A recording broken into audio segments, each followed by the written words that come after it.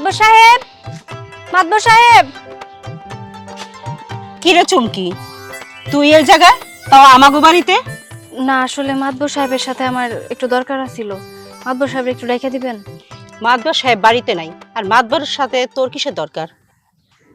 দরকারের বিষয়টা না হয় আমি ওনার সাথেই কথাটা কয়ে নিতাম, আপনি একটু রেখে দেন।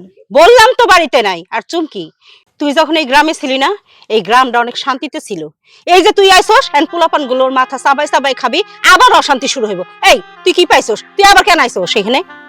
দেখেন, আমি একটা দরকারে মাতবর সাহেবের কাছে আইছি। শুধু শুধু আগের কথাগুলো এইভাবে টাইনাই নেন না। মাতবর সাহেবের রেখে দেন, ওনার সাথে কথা কয়ে আমি তাড়াতাড়ি চলে যাব। বললাম তো মাতবর সাহেব বাসায় নাই, তোর সাথে দেখা হবে না। যাই দে। আর কি হইছে কেন? আরে চুমকি, মাতবর সাহেব, আপনার সাথে আমার কিছু কথা আছে। ওইখানে কেন, এইখানে আসো। পতিতার পাশে দাঁড়াইলেও সমস্যা। কোন সময় কার মাথা চিবে খায় বলা তো যায় না। হ্যাঁ ঠিকই তো। তুই এখানে এলি কেন? মাতবর সাহেব, আসলে আপনার কাছে আইছিলাম আমি একটা দরকারে। আপনার সাথে আমার কথা আছে। আমার সাথে কি কথা? বিচার আচার কইরা তোর গ্রামে থেকে বাইরে করে দিছি। এখন আমরা আইসুত কেন? আমার কোনো দরকার নাই। যা যান থেকে। দেখেন, আপনি এই এলাকার মুরব্বী মাতবর সাহেব, আপনি তো গরিব মানুষের বিপদে আপদে পাশে দাঁড়াবেন, তাই না? আপনারা সবাই তো জানেন যে মাঝে আমি এই গ্রাম ছাইরা অনেক দূরে চলে গেছিলাম সবার শান্তির জন্য, কিন্তু হুট করে আমার আবার ফিরে আসতে হইল, কারণ নিজের গ্রাম রেখে আমি কতদিন আর বাইরে বাইরে থাকবো। এখন যখন আমি বাড়িতে ফিরে আইলাম, আমার বাপ মায়ে আমার ওই বাড়িতে জায়গা দিতেছে না, আমার বাড়ি থেকে বের করে দিছে। আপনি কোন, আমি তাহলে থাকমুড়া কই? পরে হঠাৎ করে আমার আপনার কথা মনে হইলো। আপনি তো অনেক দয়ালু মানুষ, আর তাছাড়া এই এলাকার মেম্বার মানুষ। আপনি একটা কাম করেন, আপনার বাড়িতে আমার একটু আশ্রয় দেন না। তোর কইলি হইল নাকি? হ্যাঁ, আমার বাড়িতে তোর মতন একটা পতিতারে জায়গা দিমু? কোনোদিনও না। কি কও? যা তুই যা।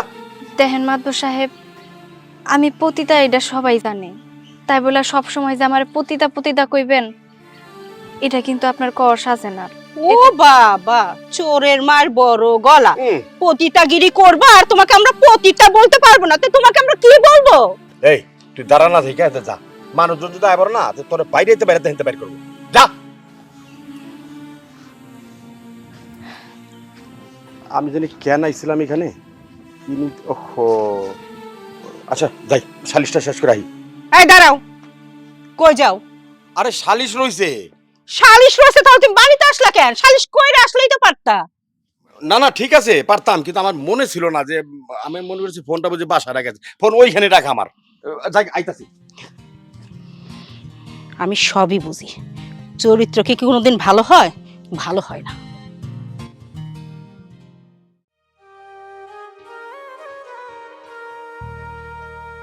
চুমকি, এই খারা খারা। আরে তুই তো মাথাটা আমার খাইছিলি। হ্যাঁ, তুই আমার বউর সামনে এগুলো কই তুইব? মাতবর সাহেব, আপনি আবার এখানে কি করেন? আরে বুঝছ না, একটা বছর ধরে তোর আমি খুঁজতাছি। তোর আমি কত ভালোবাসতাম এটা তো আর কেউ জানে না, বুঝছ না? আর বউ তো আমার একটা দজ্জাল, ওর সামনে কিছু কোয়া যায়? আল্লাহ যাকে ভালোই করে। একটা বছর ধরে তোর খুঁজতাছি হন্য হন্য কইরা, কোথাও পাই না। আসিলি কই তুই এতদিন? আসিলাম কোন এক জায়গায়, কিন্তু বুঝেনি তো আমি এই গ্রামের মাইয়া, কতদিন আর বাইরে বাইরে থাকবো। নিজের বাপ মায়ের কাছে তো আমার থাকতে ইচ্ছা করে। হঠাৎ করে যখন এতদিন পরে আইলাম, আমার বাপ মায় আমার মাইনেই নিতেছে না। তারাও আমারে কয় আমি পতিতা, আমি যেন তাগো ধারে কাছে না যাই, না থাকি। কি করবো কোন? আমি তো মায়া মানুষ, রাস্তায় রাস্তায় তো আর থাকতে পারি না, একটা আশ্রয় তো আমার দরকার। এই জন্য হঠাৎ করে আপনার কথা আমার মাথায় আইলো, আর তাই তো আপনার কাছে আমি আইছিলাম। যাক, ভালো করছো, তাই করছো। আমি একটা বছর ধরে হন্য হন্য করে তোর খুঁজতাছি, কোনো জায়গায় বাদ রাখি নাই খোঁজার। সব জায়গায় খুঁজলাম, তোর আমি পাই নাই। তোর আমি কতটুকু ভালোবাসি জানাস।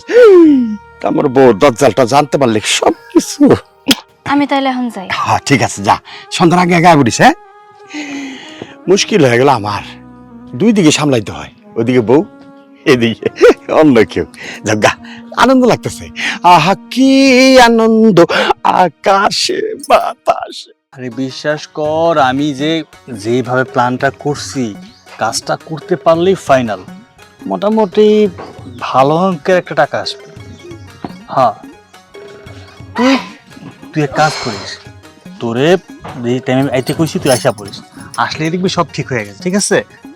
আচ্ছা, ফোন রাখতো। আরে চুমকি না, হ তুই কো পাইলি? আইছি 2-1 দিন হইছে। ও আচ্ছা, কই আসলি তুই? কই আর থাকমু, ঢাকায় আছিলাম, শহরের এক বড় পতিতালয়ে আছিলাম। ও আর এইদিকে দেখ, তোরে খুঁজা না পাইয়া আমি 1 বছর ধরে তোরা পাই না, তোর বিয়ে করে ফেলাইছি। বুঝতে পারছি আপনারা হইতেছেন পুরুষ মানুষ, সারা জীবন কি আর এরম থাকবেন? বিয়া তো করণ লাগবে, আপনাকে ভবিষ্যৎ আছে না। ভালো হয়েছে বিয়া করছেন। আর তাছাড়া খোঁজ খবর তো আমাকে রাখেন না, বিয়া করলেও তো অনেক পুরুষ খোঁজ খবর রাখে। দেখ আমি কিন্তু তোরে এখনো ভালোবাসি, তোরে কত খুঁজছি আমি পাই নাই। তই যেহেতু আইসস, আসস কই একটু কবি আমারে? কই আর থাকমু, রাস্তায় রাস্তায় ঘুরতাছি, নিজের বাড়িতে তো আর জায়গা হইল না। মায় বাপে কইছে আমি যেন তাকে আশেপাশে কোনোদিনও না যাই, তারা যদি আমার মুখ দেখে তাইলে নাকি তাকে পাপ হইব। তার মানে কি তুই আবার চলে যাবি? না, একদম থাকার নিয়তে গ্রামে ঢুকছি, কিন্তু কই থাকবো এটা বুঝতেছি না। কেউ তো আর আমার জায়গা দিব না, তাই না? কারণ এলাকার ব্যাপাকেই জানে যে আমি একজন পতিতা। একজন পতিতারে কেউ কোনোদিনও জায়গা দেয়? আরে কি কস না কস, জায়গা দিব না মানে? আমি আছি না, তুই তো জানোস আমি তোর কিন্তু সত্যি সত্যি অনেক ভালোবাসতাম, এখনো ভালোবাসি। একটা কাম করি, আমার বউ সহজ সরল মানুষ, অত কিছু বুঝে না। তুই আমার বাড়িতে থাকবি, আমার বউরে কমু, তুই আমার খালাতো বোন লাগছিস। না না, এটা হয় নাকি? শুনেন, মানুষ যতই সহজ সরল থাকুক না কেন, এইভাবে কেউ কোনোদিনও মাইনা নেয় না। আর আপনার বউ আমার পরিচয় জানে না, তাতে কি হয়েছে? পরিচয় জানতে কতক্ষণ, সবাই তো জানে এই এলাকার আমি একজন পতিতা। আপনার বউরে কয়া দিলে তখন? আমার বউকে লোক দেখা করে না।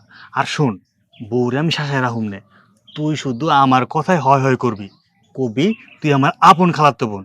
তবে হ্যাঁ, একটা শর্ত আছে। কি? ওই আগের মতো আর কি একটু সময় দিবি আমারে। বুঝতে পারছি। যাই হোক, যদি আপনি আপনার বাড়িতে আমার থাকার আশ্রয় দেন, তাহলে আপনার কথায় আমি রাজি। তাইলে চল, দেরি না কইরা। আচ্ছা চলেন। কত কইরা কইলাম যে পূজা আইতাছে, বেলগুলা তাড়াতাড়ি বেচতে হইব না, আমার কথা শুনতাছে না। পূজা পার হয়ে গেলে তো এই বেলগুলোর দামও কমে যাইব, সস্তা হয়ে যাইব না। একটা কথা কানে নেয় না। আরে কি করতেছো? কি করতাছি? বেল গুছাইতাছি। কি ব্যাপার? তোমারে আমি বাজারে পাঠাইছি আনতে গাড়ি, তুমি তা না নিয়ে সাথে করে নিয়ে আইছো নারী, বিষয়টা কি? ওকে, ও তোমার সাথে তো পরিচয় করে দেওয়া হয় নাই। ও হচ্ছে আমার খালাতো বোন, শহরে থাকে, শহর থেকে আসছে। তোমার এমন যে কোনো আত্মীয় স্বজন বা খালাতো বোন আছে আমি তো জানি না। আগে পরে তো ওরে নিয়ে কোনো কথাও হয় নাই। কে ও? কোন খালার মেয়ে? আরে তুমি কি বলতেছো? ও আমার আপন খালাতো বোন। তোমার খালাতো বোন আমি বুঝলাম, কিন্তু ওর বেশভূষাক দেখে তো আমার স্বাভাবিক মনে হইতেছে না, নর্মাল কোনো মেয়ে মনে হইতেছে না। আরে কি বলো না বলো, ও শহরে থাকে তো, ওই শহরের বেশভূষা নিয়ে থাকে। এই কস না কে, ক ক তোর ভাবির ক। হ ভাবি, ভাই কিন্তু একদম ঠিক কথা কইছে। আমি ভাইয়ের কাছে শুনছি আপনি তো গ্রামের, মানে গ্রামে বড় হয়েছেন, এই জন্য শহরের ভাও বুঝেন না। শহরের মাইয়ারা এইভাবে চলাফেরা করে, একটু বেশি পাঙ্কু হয়ে থাকে আর কি। ঠিক আছে, আমারও চাচাতো বোন কিন্তু শহরে থাকে, গার্মেন্টসেও চাকরি করে, কিন্তু ওই তো এরকম পোশাক আশাক পরে থাকে না, ও তো ভালো মতোই থাকে। ভাবি, গার্মেন্টসে যারা চাকরি করে তারা তো সাধারণ মানুষ, তারা কি আর পাংপুং সম্পর্কে বুঝে নাকি? যারা শহরে থাকে, সোসাইটির ভিতরে থাকে, তারা বুঝে। ঠিক আছে, তাহলে তুমি এক কাজ করো, তোমার খালাতো বোন রে খালার কাছে যাইয়া দিয়ে আসো। আরে না না, কি বলো না বলো, খালাতো বোন আসছে, কয়দিন আমগো পাশে বেড়াবে, তারপর আগে বেড়ায় যাক তারপর। না না, তোমার খালাতো বোন ঢাকা থেকে আইছে, মায়ের কাছে যাইবো, আমাগো কাছে কি? তাছাড়া আমাগো ঘরেও তো সমস্যা, একটা ঘর থাকবো কই? ঠিকই আছে, আমি তোমার আগেই বলছিলাম যে আমার যাওয়ার দরকার নাই। তোমার বউ আমারে একটু সম্মান দিতেছে না। ভাবি, আপনি আমার সম্পর্কে জানেন? শহরে আমার সম্পর্কে আপনি জানেন? শহরে প্রত্যেকটা মানুষ আমারে দেখে পাগল হয়ে যায়, ফিদা হয়ে যায়, এবং কি আমার সিনেমার তো অফারও দিছে। কোন আশ্চর্য ভাই! ডিরেক্টর ইদ্রিস ভাই আছেন, ইদ্রিস সাহেব ওনারে মানে ওরে ওরে নায়িকা হওয়ার জন্য অফার দিছিল, ও রাজি হয় নাই। ও আচ্ছা, তার মানে তো হেই অনেক বড় মাপের মানুষ। হ্যাঁ, নায়িকা হইব, ভবিষ্যৎ নায়িকা। তাহলে এক কাজ করো বোন, তুমি আমার সাথে আমাগো বাড়িতেই থাকো, থাকার সমস্যা ঠিক আছে, সমস্যা নাই। তোমার ভাই নিচে ঘুমাইবো, তুমি আর আমি উপরে ঘুমামো। আর কেমনে তুমি ভবিষ্যতে সিনেমা করবা আমার একটু একটু শোনায়ও। হ্যাঁ, তাহলে ঘরে চলো। বোন ঘরে চলো। আর শোনো, এতক্ষণ তোমারে যা যা কইছি তুমি কিছু মনে কইরো না, হ্যাঁ? আর তুমি এই জায়গায় দাঁড়ায় রইছো কে? বেলগুলো নিয়ে বাজারে যাও, ততক্ষণ আমি ওর সাথে একটু গল্প করি। আসো। আচ্ছা ঠিক আছে, যাই হোক, চলে বলে কৌশলে ঘরে যেহেতু ঢুকাইছি, বাকি কাম এমনি সারা যাইব। হ্যাঁ, এটা ভ্যান নিয়ে আসি, ভ্যান নিয়ে এসে বেলগুলো বাজারে নিয়ে যাই। একটু আপা, তুই যাইলি, বাড়িতে গেলি না? বাড়িতে গেছিলাম রে, কিন্তু এ বাড়িতে তো আমার কোনো আশ্রয় হইব না। মা আর বাবা আমার বাড়ি থেকে বের করে দিছে, কইছে আমার এই মুখ জানি তারপর না দেখাই। আরে তুই কি কস? বাবা মা কইছি, এমনি কইছি, অভিমান করে কইছি। আর ওই অভিমান কি এখনো আছে? চল তাড়াতাড়ি বাড়িতে চল। না রে ভাই, তোর বয়স কম তো, তুই এখনো বিষয়টা বুঝে উঠতে পারস নাই। বাবা মায় কোনো অভিমান থেকে কয় নাই, তারা যা কইছে একদম মন থেকে কইছে।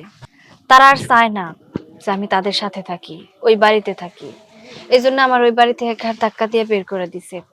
আর আমিও প্রতিজ্ঞা করছি, ওই বাড়িতে আমি আর কোনোদিন যাবো না। কেন যাবি না? কেন তুই আমাদের বাড়িতে যাবি না? কেন যাবো কত? যে মানুষগুলার জন্য আমি আমার আমার জীবনটা একদম শেষ করে দিছি, আমি এই পর্যায়ে আসতে বাধ্য হইছি। আর তারা কিনা এখন আমারে ভুল বুঝতেছে, তারা কইতেছে আমি নাকি নষ্ট হয়ে গেছি, আমি খারাপ হয়ে গেছি। তারা আমার এই মুখটা আর দেখতে চায় না। তাহলে তুই একবার বল যে কাদের জন্য আমি কি করছি? আমি এতই তাদের কাছে পয়সা গেছি যে তারা কিনা আমার এই মুখটা আর দেখতে চাইতেছে না। আমার বাপ মা যেহেতু আমারে কইছে আমার মুখ তারা দেখবো না, আমিও চাই না আমার এই মুখটা তাদের আর দেখাইতে। ভাই তুই বাড়িতে ফিরে যা, আমার আশা আর করিস না। আমি কোনোদিনও বাড়িতে যাবো না ভাই, তুই যা। আচ্ছা ঠিক আছে, চলে আমি যাই।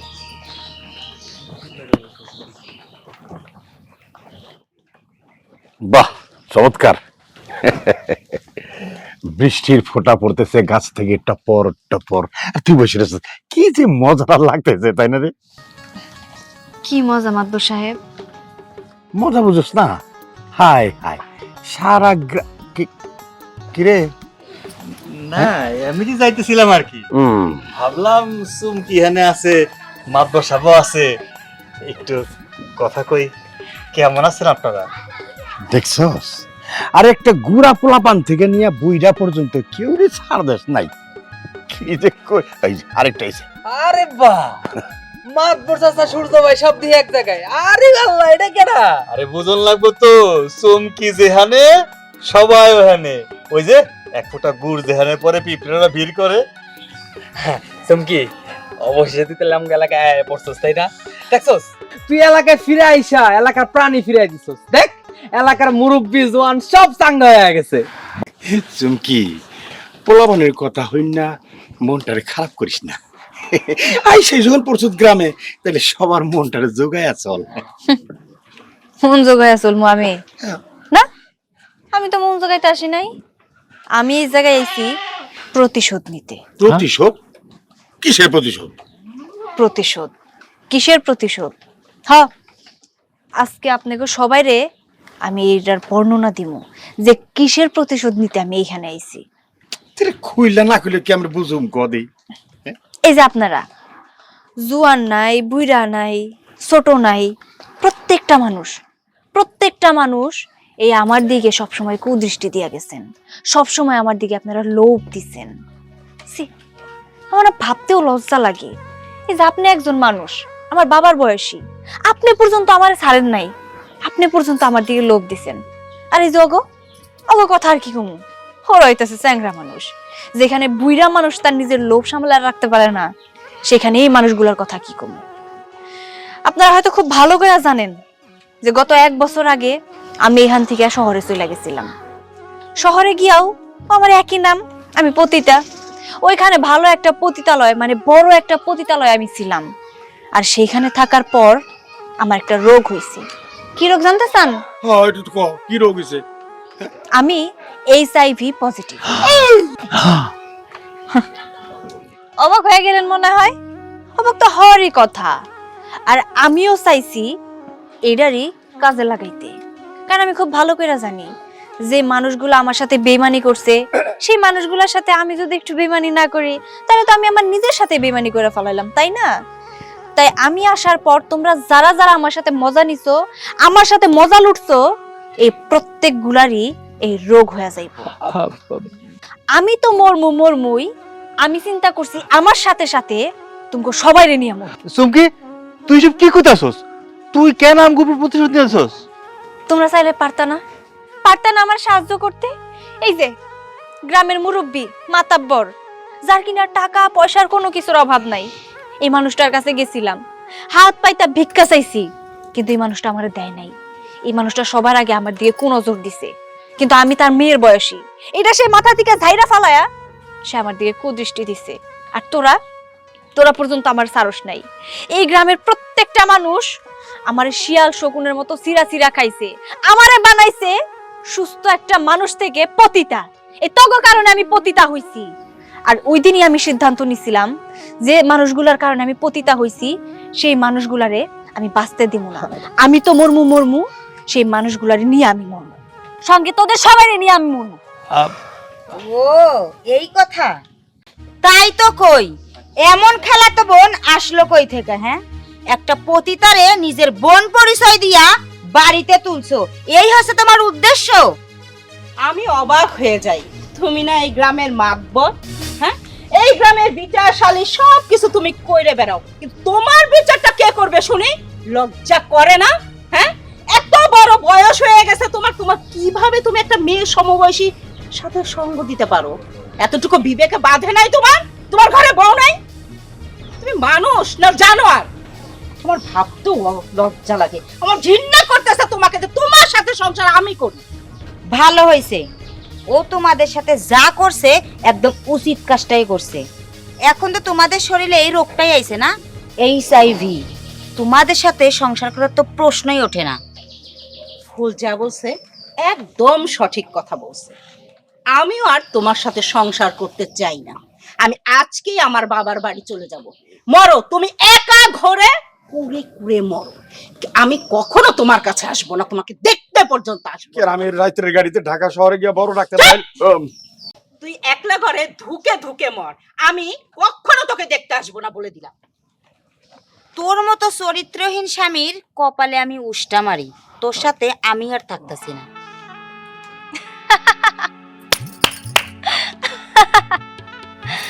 কথায় আছে না, পাপ বাপেরেও ছাড়ে না।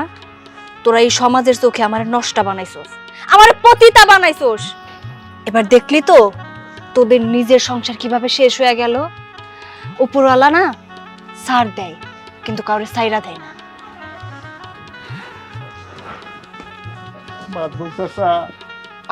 মাতবর করিস না, মাতবরই শেষ, সব শেষ। পাপ করছিলাম, প্রাশ্চিত্য হইতে হইব। আমার জীবনটা শেষ হয়ে গেল, আমি এখন কি করব? তুই থাক, আমি গেলাম। লাভ নাই, সব শেষ।